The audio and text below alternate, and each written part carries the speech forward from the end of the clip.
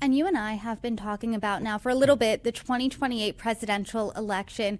And it seems like there's two pretty clear frontrunners emerging, one for each party. Let's talk about Democrats first. That frontrunner is California Governor Gavin Newsom. And it seems like he is the frontrunner in this poll, too. But talk to us about who's supporting him. What are the other names in this race? Tell us about it.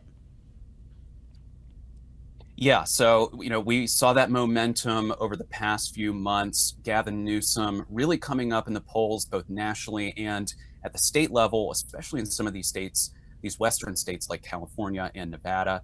And here is no different. We see him with 37%, Buttigieg with 19%, AOC 9%, and then Harris with a fairly low 6%, with 14% undecided. So Newsom here is really building a strong base of support. He's got plurality support across various demographics. The only sort of exclusion I'd say here are the youngest voters in the poll. So those between the ages of 18 and 29, they are backing AOC over Newsom. Now, I don't necessarily think that that is a major challenge to Newsom, but it could be. And in some of these states like Nevada, where you have a Democratic electorate that can run more so on the progressive side, that could pose a real threat to him, especially when it is somewhere like Nevada, which is in his backyard, more or less.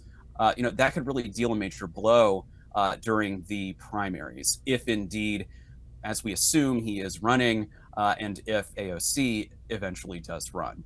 Now, looking at Republicans, it's a little bit less interesting. We see, as we've seen over the past few months, that Vance has 63% over a majority of voters in Nevada support him, followed by Rubio with an extremely distant 6%, or 7% rather, and then 6% for DeSantis, 12% undecided.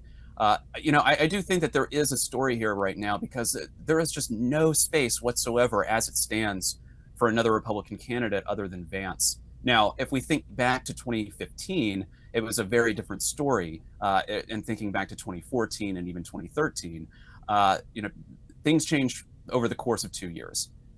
He is the front runner right now. That may not be true come 2027. We didn't see Donald Trump descend the golden escalator until 2015.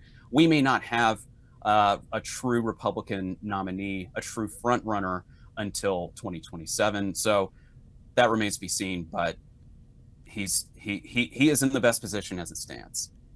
I mean, if I'm JD Vance, I'm not too worried, right? Because there's a lot of daylight between me and the distant second in Secretary of State Marco Rubio. So I'm not really concerned about that 12% that's undecided, right? Because it doesn't make or break anyone. It would just make my lead even bigger. And let's say it all went to Rubio, he still wouldn't even come close to touching me. However, the undecided 14% undecided in the Democratic race, that's where it gets a little more interesting. Is there any indication of where this would go? I mean, how much does the undecided matter here? Yeah, and in Nevada, it's tough to say. Like I said, the Nevada electorate is tough to pin down. It's a moving dartboard, but I think that those undecided folks, typically younger, typically a little bit less educated, um, you know, there's a lot of competition there for votes. And right now, AOC is able to capitalize on some of that, despite the fact that she's not campaigning whatsoever.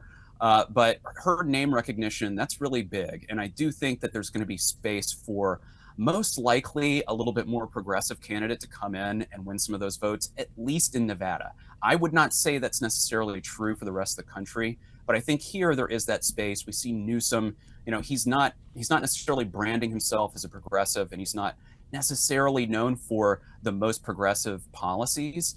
But so I think that space is taken. He's taken sort of more of that moderate lane. That leaves open that further left lane, and I think AOC, I think someone like her could fill that in the future.